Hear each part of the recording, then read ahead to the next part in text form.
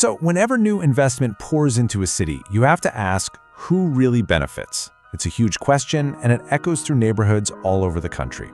Today, we're going to look at a fascinating blueprint coming out of Pawtucket, Rhode Island, that isn't just asking that question, it's proposing a pretty radical new answer.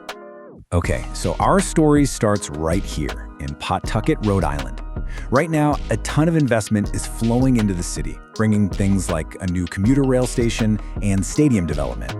On the surface, this looks like pure promise, right? All potential. But that promise comes with some serious peril. Just look at this data. It reveals a really staggering gap in homeownership. Only 38% for Black households in Rhode Island, compared to 70% for white households. Now, that's not just a statistic, it's a foundation of vulnerability. It means when development shows up and property values start to soar, long-term residents are at an extreme risk of being priced out and displaced. So this really sets up the fundamental conflict. Is this new investment going to follow the typical gentrification playbook, or can this community actually harness it to build equitable growth from the ground up? The answer could honestly change everything. Well, in Pawtucket, one organization decided to forge a totally different path. They aren't just trying to resist gentrification, they're building an entirely new system to bypass it altogether. And here's their vision, right in their own words. This isn't just about managing change, it's about shifting power. The goal is to make the residents the ones who actually decide on and benefit from their own community's revitalization. At the absolute heart of this work is the Black Bloc Community Foundation, or BCF for short. And you've got to understand, they're way more than just a nonprofit.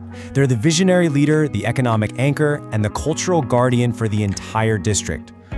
Their mission goes so far beyond simple management. The BBCF is a proven community anchor that's actively focused on building tangible wealth through business, property, and land ownership, especially for communities that have been historically and disproportionately impacted. So, how do they turn this really bold vision into reality? Well, it all happens inside their engine room, a concept they call the hub.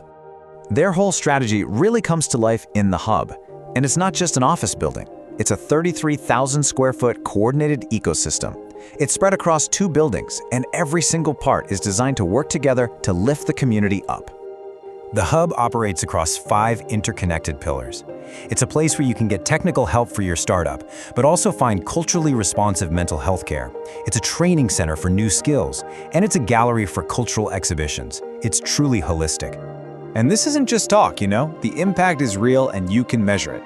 They've already supported over $3 million in real estate development. What that means is they're turning vacant or underused properties into actual community assets like housing or locally owned businesses. They've also secured and implemented $300,000 for programs that directly train and empower local entrepreneurs and workers.